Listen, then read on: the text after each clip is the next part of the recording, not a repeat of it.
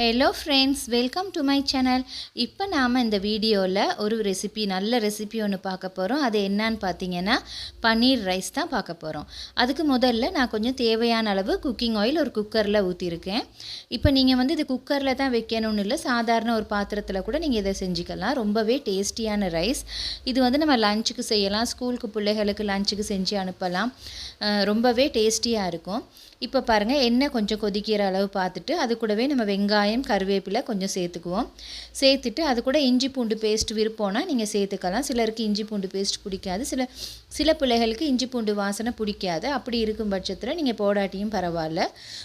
இப்போ நம்ம அந்த வெங்காயமும் கருவேப்பிலையும் நல்லா வதக்கிக்கோங்க. இப்போ இது ஓரளவு வதங்கினதுக்கு பிறகு தக்காளி ஒரு 2-3 தக்காளி மாதிரி நான் ஃபைனாக பேஸ்ட்டாக அரைச்சிக்குவேன். ஏன்னா எங்கள் வீட்டில் பிள்ளைகளுக்கு தக்காளி தோலாக இருந்தால் அவங்களுக்கு தோல் இருந்துச்சுன்னா பிடிக்காது. அப்படிங்கிறதுனால நான் அந்த மாதிரி ஃபைனாக அரைச்சிட்டு தான் எப்பயுமே சேர்த்துக்குவேன். ஸோ இப்போ இந்த மாதிரி நல்லா அரைச்சிட்டு போட்டுட்டு இது கூடவே தேவையான அளவு காஷ்மீரி மிளகாய் தூள் நான் சேர்த்துருக்குறேன். உங்களுக்கு தேவைன்னா நீங்கள் சேர்த்துக்கலாம், உங்களுக்கு தேவையில்லை அப்படின்னா மஞ்சள் பொடி சேர்த்துக்கலாம். நான் காஷ்மீரி மிளகாய் தூள் கொஞ்சம் லைட்டாக ஆரஞ்சாக வரணும் அப்படிங்கிறதுக்காக சேர்த்துருந்தேன். இது கூட பிரியாணி மசாலா சேர்த்துருக்கேன். உங்களுக்கு பிரியாணி மசாலா விருப்பம் இல்லை அப்படின்னா நீங்கள் சாதாரண மசாலா பொடி வீட்டில் இருக்கிறத கூட நீங்கள் இது கூட சேர்த்துக்கலாம். இது கூட தேவையான அளவு உப்பு சேர்த்துக்குங்க.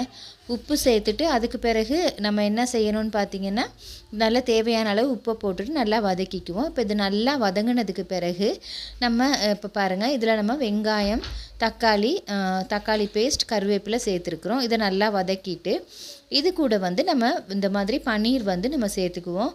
பன்னீர் நீங்கள் எண்ணெயில் வதக்கிட்டும் சேர்த்துக்கலாம். அப்படி இல்லாட்டி பச்சையாக நீங்கள் பன்னீர் பேக்கெட் வாங்கி அதை நீங்கள் வெட்டி எடுத்துகிட்டு அதை நீங்கள் இந்த மாதிரி சேர்த்துக்கிட்டாலும் ஓகே. இப்போ இதை நம்ம நல்லா வதக்கி எடுத்துக்குவோம். இப்போ இந்த பாருங்கள், இந்த மாதிரி பன்னீர் நல்லா வதங்கியிருக்கு.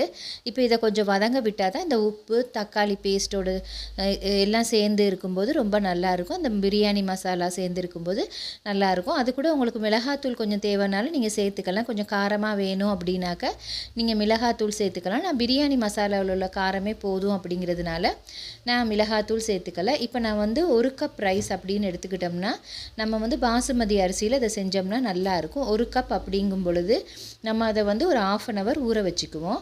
ஊற வச்சுட்டு 1 கப் அரிசினா நம்ம 1.5 கப் தண்ணி சேர்த்தா போதும். பாசுமதி அரிசிக்கு எப்பயுமே நம்ம 1:1 தண்ணி சேர்க்க தேவையே இல்லை. 1 கப் அரிசிக்கு 1.5 கப் மாதிரி நம்ம தண்ணி சேர்த்துக்குவோம். சேர்த்துட்டு இப்போ நம்ம இதில் உப்பெல்லாம் இருக்கான்னு சரியாக இருக்கான்னு நம்ம கொஞ்சம் பார்த்துக்குவோம். பார்த்துட்டு இதை நல்லா மிக்ஸ் பண்ணிக்குவோம்.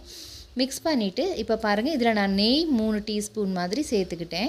இப்போ நெய் 3 டீஸ்பூன் சேர்த்துக்குவோம். சேர்த்து நெய் வாசனையோடு இருந்தால் நல்லாயிருக்கும். அப்படி நெய் இல்லாட்டி நீங்கள் பட்டர் ஒரு பீஸ் கூட இதில் சேர்த்துக்கலாம்.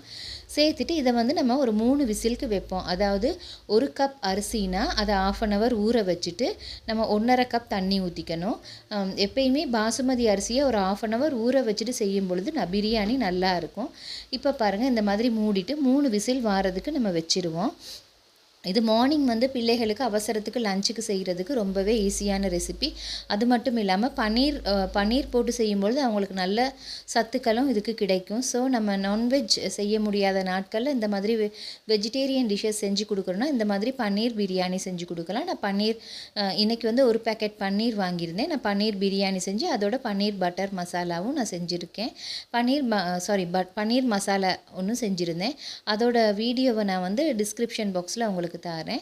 இப்போ பாருங்கள், இந்த மாதிரி இப்படி 3 விசில்ஸ் வச்சு எடுக்கும் பொழுது திறந்து பார்க்கும் பொழுது கொஞ்சம் ஆவி போக விட்டோன்னா நீங்கள் திறந்து பார்த்தீங்கன்னா பன்னீர் ரைஸ் ரொம்பவே நல்லா இருக்கும். இந்த மாதிரி திறந்து பார்க்கும் பொழுதே நல்ல வாசனையாக இருக்கும். பிள்ளைகளும் விரும்பி சாப்பிடுவாங்க. ஸ்கூலுக்கு இது லஞ்ச் பாக்ஸுக்கு அனுப்பும் பொழுது ரொம்ப டேஸ்டியாக இருக்கும், விரும்பி சாப்பிட்டு வருவாங்க. ஃப்ரெண்ட்ஸ், நீங்களும் இந்த மாதிரி பன்னீர் பிரியாணி செஞ்சு பாருங்கள். உங்களுக்கு பிடிச்சிருந்துச்சின்னா என்னோடய வீடியோவை மறக்காமல் லைக் பண்ணுங்கள், கமெண்ட் பண்ணுங்கள், சப்ஸ்கிரைப் பண்ணுங்கள். கண்டிப்பாக பாசுமதி அரிசியில் செஞ்சிங்கன்னா நல்லாயிருக்கும். அப்படி இல்லாட்டி கீரி சம்பா ரைஸ், சீரக சம்பா ரைஸ், அந்த மாதிரி ரைஸில் தான் இது செய்யணும். அப்போ தான் அதில் ஒரு நல்ல டேஸ்ட் வரும். இந்த பன்னீரோட ஃப்ளேவரும் கலந்து செஞ்சு சாப்பிடும்பொழுது ரொம்ப டேஸ்டியாக இருக்கும். நம்மளும் ஒரு அவசரத்துக்கு இந்த மாதிரி ரைஸ் செஞ்சு சாப்பிட்டா ரொம்ப டேஸ்டியாக இருக்கும். Thank you friends.